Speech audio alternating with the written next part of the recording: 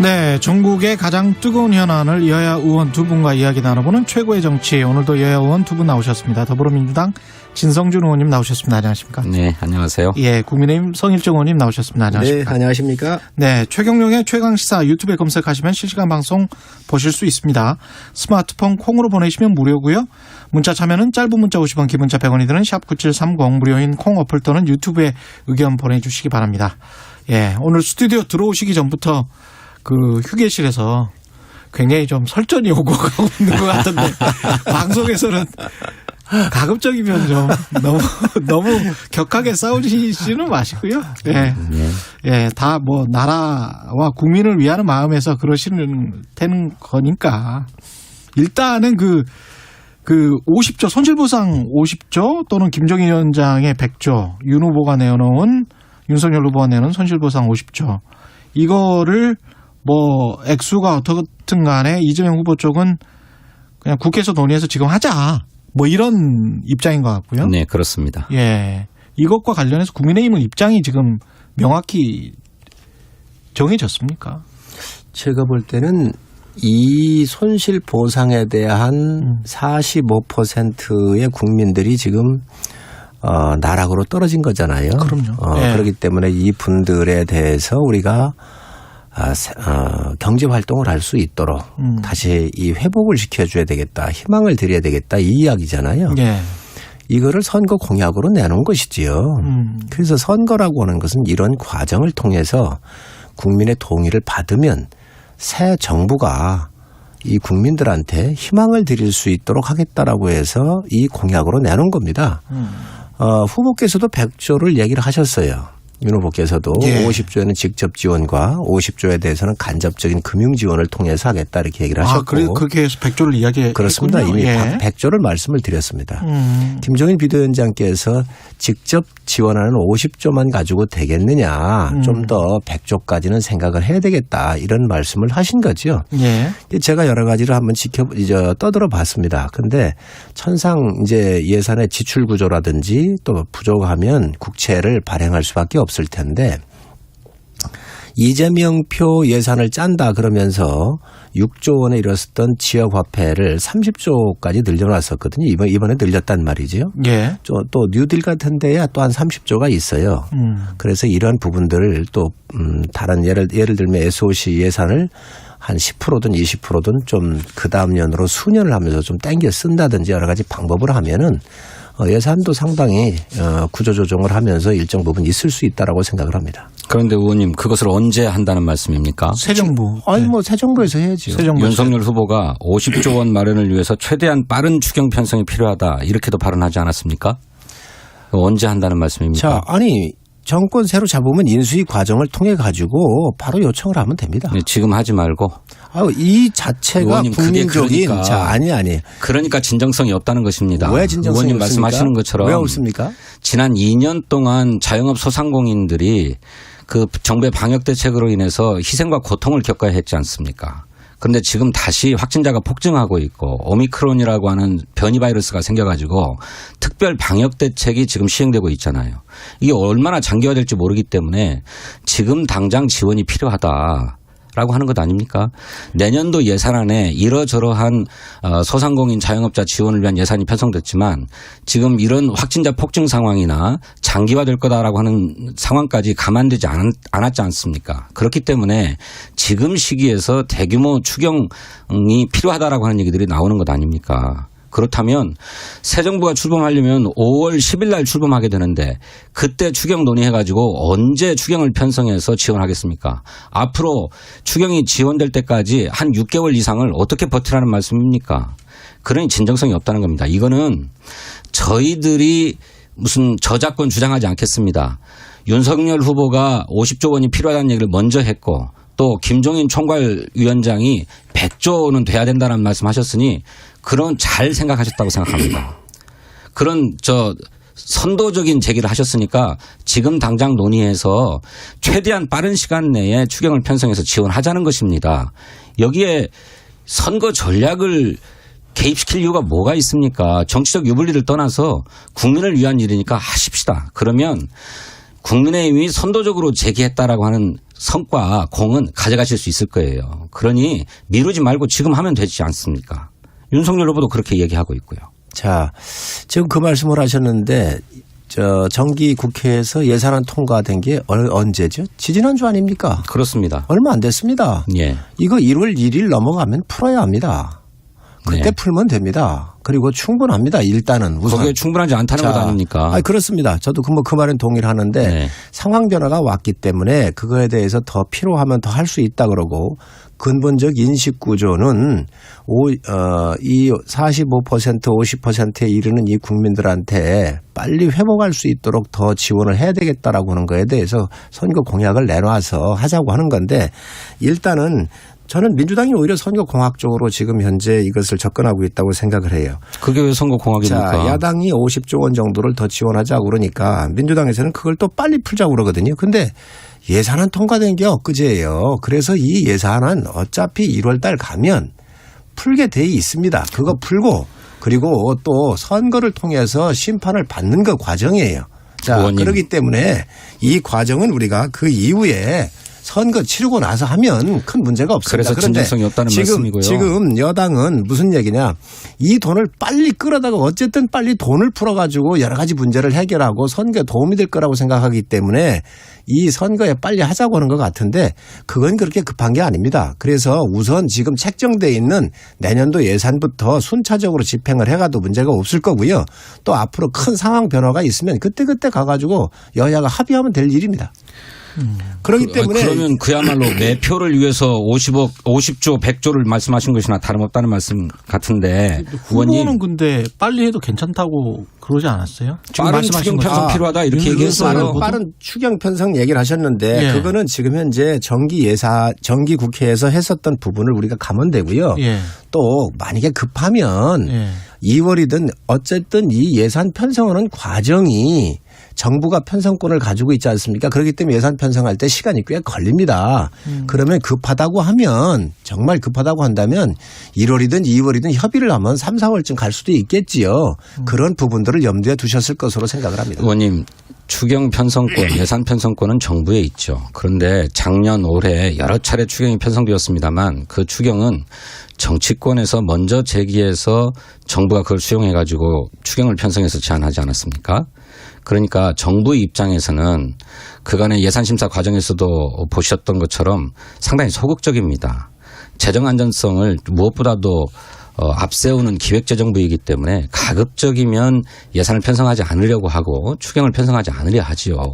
그러니 이 문제는 국민의 고통을 보다 더 직접적으로 체감하고 전달할 수 있는 여야 정치권이 합의해서 정부를 설득해야 될 그럴 사안이라고 생각합니다. 그다음에 의원님 충분하다 말씀을 하시는데 내년 예산 가지고도 당초에 정부 예산안에 손실보상의 최저 한도가 10만 원이었습니다. 10만 원이었어요. 예, 많이 고통받았는데 영업 손실을 보상해 주겠다고 하면서 최저 한도가 10만 원이었어요. 이거 너무 적다 해가지고 여야가 합의해서 50만 원을 올렸습니다. 그런데 50만 원이면 충분합니까? 그렇지 않잖아요. 또 정부의 직접적인 행정명령으로 영업을 제한당했거나 영업시간을 제한할 수밖에 없었던 업종에 한해서만 보상이 이루어집니다. 사회적 거리두기 때문에 아예 고객이 없고 손님이 없어서 영업손실이 크게 떨어졌는데도 여기에는 지원을 할 수가 없어요. 손실보상을 할 수 없습니다. 그런데 뭐가 충분합니까? 이런 부분들에 대해서도 정치권이 보상할 수 있도록 해야 된다고 저는 생각합니다. 자, 진 의원님 그러니 한시가 급한 일이죠. 자, 진 의원님 말씀하셨는데 충분하다라고 하는 말을 지금 오해를 하시면 안 됩니다. 12월 달에 통과된 이 예산이 1월부터 나가기 때문에 기간적으로는 이걸 나가는 게 충분하다는 얘기고 금액이 부족하기 때문에 50조 원 이상을 더 증액을 해가지고 이분들한테 지원하자는 거잖아요. 부족하기 때문에. 그래서 금액이라고 하는 거와 기간이라고 하는 말을 구분을 해서 주시기를 바랍니다. 그래서 기간적으로는 우리가 연말에 통과시켜 놓은 이 예산이 있기 때문에 1월부터 바로 집행이 가능해요. 그렇기 때문에 기간적으로는 우리가 여유가 있다는 말씀이고 금액적으로는 지금 여든 야든 다 부족하다는 걸 알고 있지 않습니까? 그런데 이게 50조 원인지 100조 원인지 이런 부분은 협의를 한번 하시자고요. 아니 손실보상의 대상이 제한되어 있다는 말씀이에요. 아까 말씀드렸던 것처럼 당연하지요. 손실보상을 받을 수 있는 자영업자는 정부가 직접 명령을 내려가지고 영업시간을 몇 시까지로 제한해라. 또 아예 영업을 하지 마라. 이런 명령을 받은 업종에 대해서만 손실보상이 이루어집니다. 그런데 정부의 일반적 방역수칙으로 사회적 거리두기를 계속 강조해보지 않았습니까?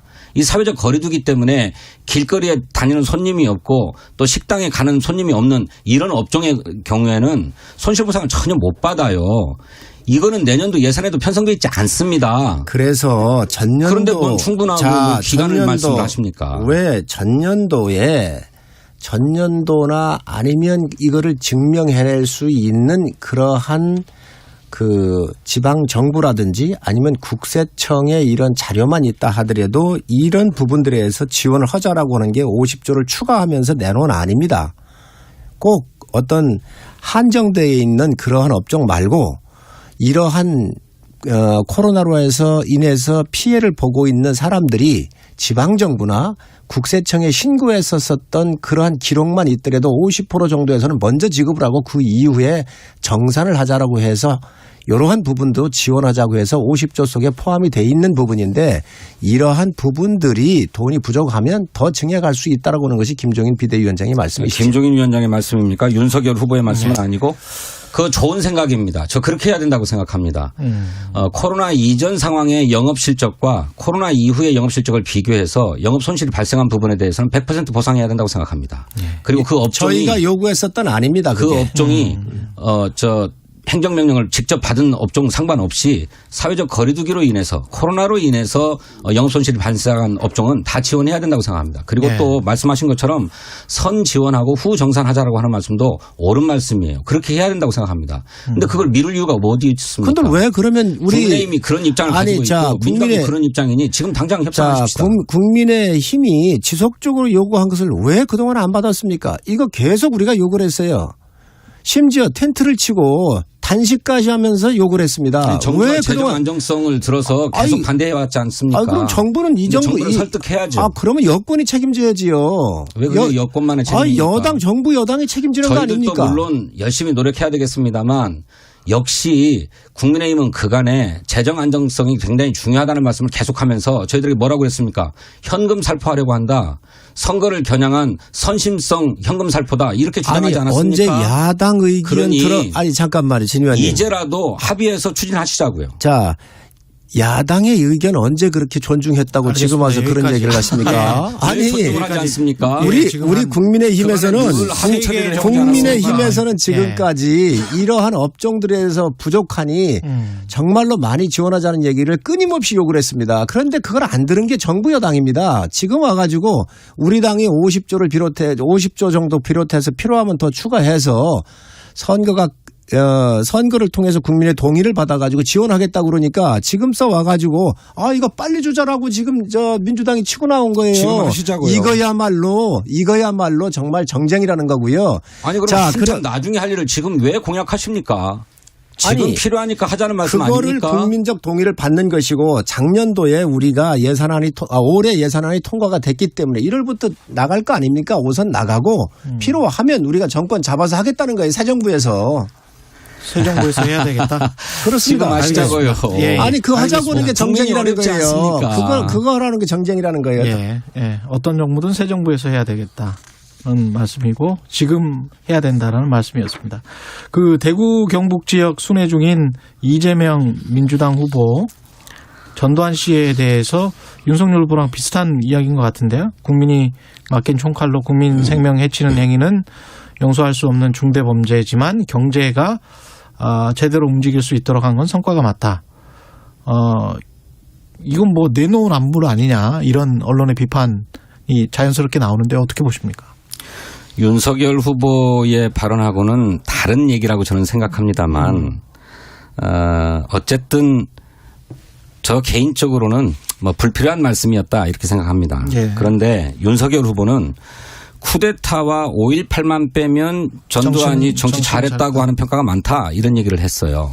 그런데 이재명 후보는 아까 말씀하신 것처럼 국민이 맡긴 총칼로 국민 생명을 해친 행위는 어떤 이유로도 용서될 수 없다. 이렇게 얘기했죠. 중대 범죄다. 그래서 존경받을 수 없는 정치인이다. 이렇게 얘기를 했죠.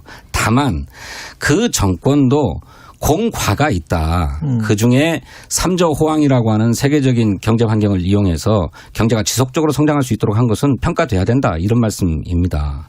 그러니까 진영 논리에 사로잡혀서 모든 것을 다 잘못했다. 또 모든 것을 다 잘했다. 이렇게 얘기할 게 아니라 공은 공대로 과는 과대로 평가돼야 한다는 말씀이지 윤석열 후보처럼 무슨 쿠데타나 광주학살 빼고는 다 잘했다. 이런 얘기가 아니죠. 그러니 거두절미하고 발췌해가지고 그것만 막 해서 뭐 똑같은 거 아니냐 이렇게 얘기하는 건 과도한 비판이라고 생각합니다.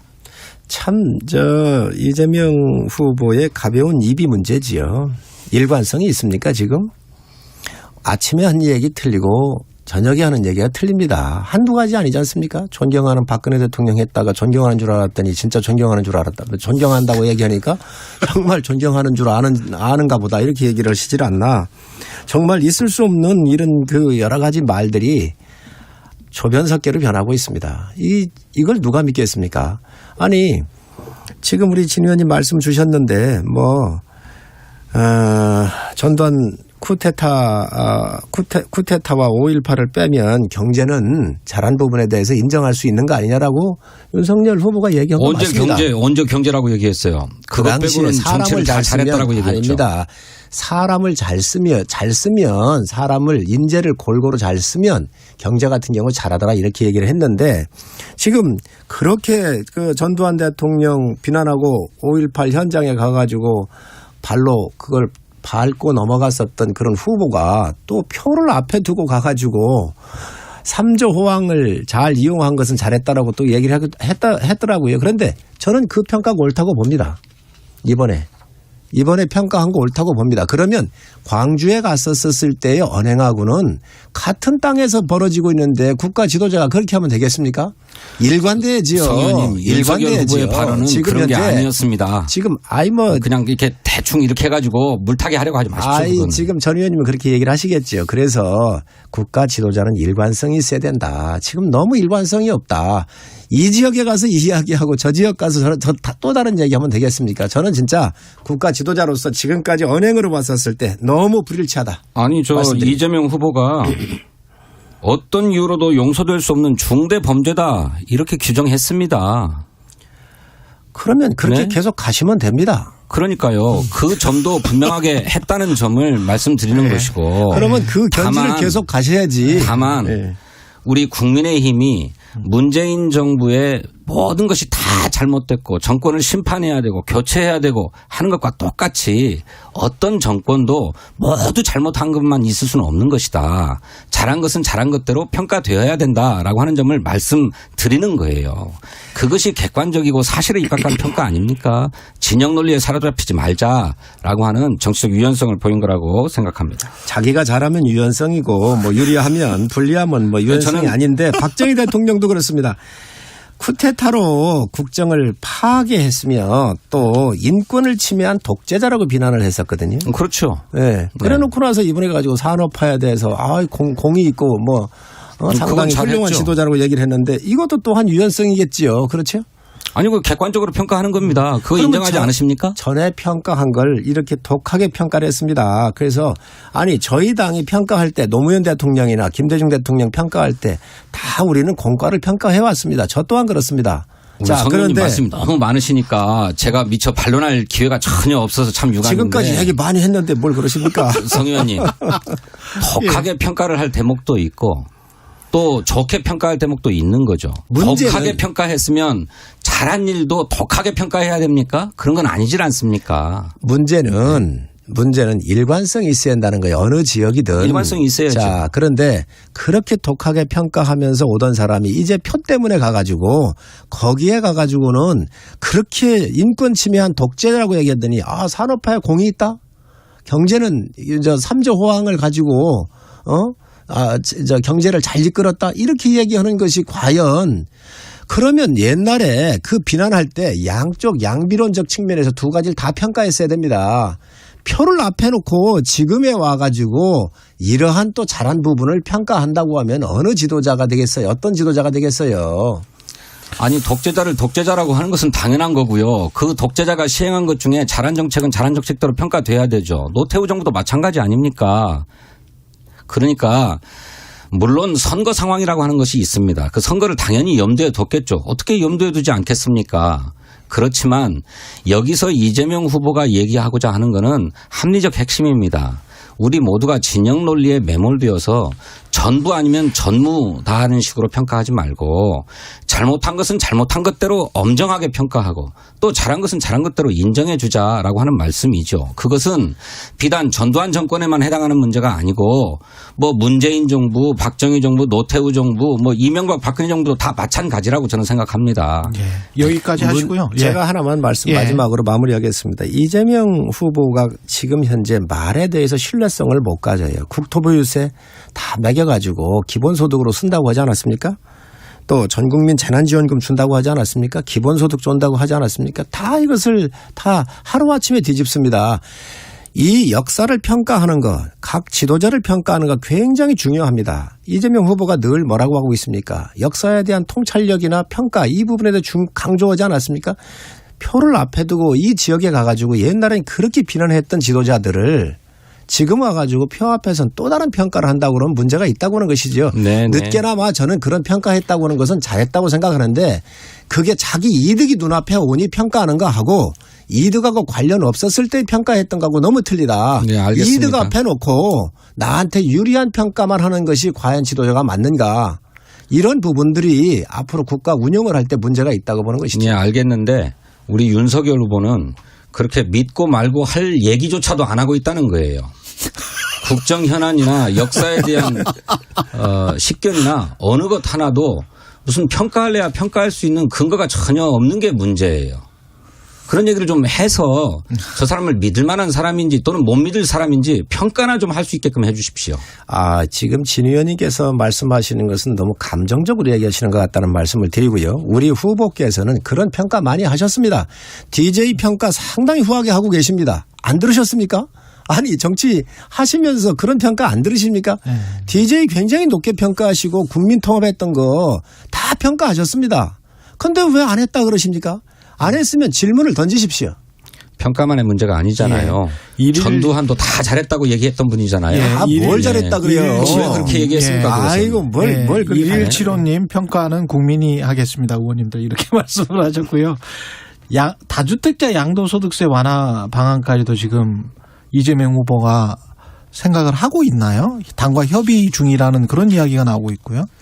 어제 필요하지 않냐라고 하는 말씀을 하셨죠. 1년 정도 한시적으로 유예하자. 네. 그래서 다주택자들이 양도소득세가 무거워서 매물을 내놓을 수 없으니 한시적으로 그것도 단계적으로 6개월 이내에 팔면 전액 면제 뭐 그 뒤에 팔면 뭐 2분의 1 면제 4분의 1 면제 이런 방식으로 해서 다주택 1가구 1주택 전부 다.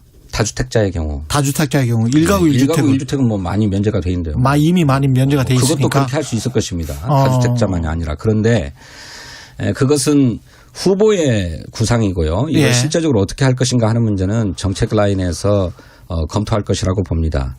저는 개인적으로는 양도소득세를 완화하자고 하는 데에는 동의하지 않습니다.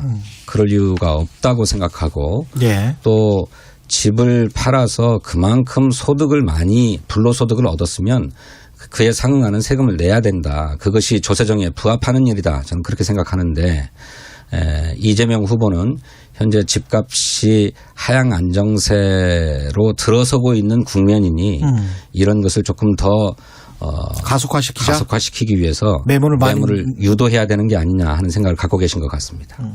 제가 볼 땐 늦었지만 다행이라고 생각을 합니다. 늦었지만 다행이다. 네. 그리고 이 부분은요. 저희 당에서 끊임없이 요구했던 사항입니다. 이거 안 받아들이고 계속해서 25번의 규제를 했던 거 아닙니까? 그래서 비교적 늦기는 했지만 그나마 현장을 지금 보고 있구나라는 생각을 들고 이재명 후보가 양도세 이 부분은 양도세라고 해서 공급하고 연관된 거잖아요. 갖고 있는 사람들이 시장에 내놔야 물량이 늘어나기 때문에 이 시장의 공급을 늘리는 일입니다. 아주 늦었지만 지금이라도 이 부분에 대해서 방향 전환한 것은 긍정적으로 봅니다. 그것은 왜 믿을 수 없는 입장이라고 얘기 안 하십니까? 일관성이 없는 얘기 아닙니까? 시장이라고 하는 것은 바로 이런 것들이 유연성이에요. 역사 평가하고 사람들 평가하는 게 저 대통령 평가를 제대로 해야지. 이런 부분들이야말로 경제에서 시장에 맡기는 원리대로 갔기 때문에 이런 것들이 유연성이에요. 그 시장 유연성입니까? 우리 국민의힘은 양도소득세가 너무 무거우니 이걸 완화하자는 얘기를 했지 일시적으로 완화하자거나 일시적으로 유예하자고 주장하지 않았습니다. 그렇게 하지 않으셨습니까? 아닙니다. 국민의힘도 한시적이었어요? 자, 국민의힘은 한시적이라고 얘기한 적 없습니다. 저희가 한시적으로 얘기한 적도 없고 완전히 다 없애자고 한 적도 없습니다. 이러한 공급에 대해서 늘리려고 한다고 한다면 이 부분에 대해서 양도세가 낮춰져야 물량이 나오겠다라고 얘기를 한 것이지 이 부분에 대해서 저희가 한시적이라고 하는 제한 없이 양도소득세를 완화하자. 이게 너무 무겁다. 징벌적 과세다. 이렇게 주장해 오지 않았습니까? 언제 우리가 그렇게 주장을 했습니까? 그렇게 얘기해왔죠. 아닙니다. 돌아보세요. 이 부분이 양도세라고 하는 것은 시장의 기능을 회복하기 위해서 갖고 있는 분들 편하게 좀 내려주자는 거지요. 그러니까 다 깎아주자는 말씀하셨잖아요. 이거 안 깎아 한시적으로 하자는 말씀이 아니었잖아요. 그러면은 진 의원님은 이거 깎지 말고 그냥 계속 가자는 얘기입니까? 저는 개인적으로는 그래야 된다고 생각합니다. 그것이 조세정의에 부합하는 거라고 생각합니다. 그런데 아까 말씀하셨던 것처럼 우리 후보는 지금 집값이 하향 안정세로 접어들려고 하고 있으니 이걸 가속화시키기 위해서 매물을 유도하자라고 하는 탄력적 사고를 한다는 것입니다. 저는 당내에서 논의할 기회가 있으면 저는 반대 의견을 내겠습니다만 이재명 후보의 판단이 옳을 수도 있죠. 하지만 이재명 후보의 그런 입장이 국민의힘 입장하고는 많이 다릅니다. 국민의힘은 그런 한시적인 제한이 없이 양도소득세가 너무 과하고 이것은 가진 사람들에 대한 징벌적 과세다. 그러니 이 징벌적 과세를 완화해야 된다. 없애야 된다. 이렇게 주장해 오셨어요. 징벌적이라고 하는 말은 기본적으로는 다르십니다. 아닙니다. 징벌적이라고는 말은 무조건 세금으로 부동산 투기를 잡겠다라고 한 그 발상 자체가 시장을 무시한 거 아닙니까? 여기까지입니다. 최고의 정치 국민의힘 성일정 의원 더불어민주당 진성준 의원이었습니다. 고맙습니다.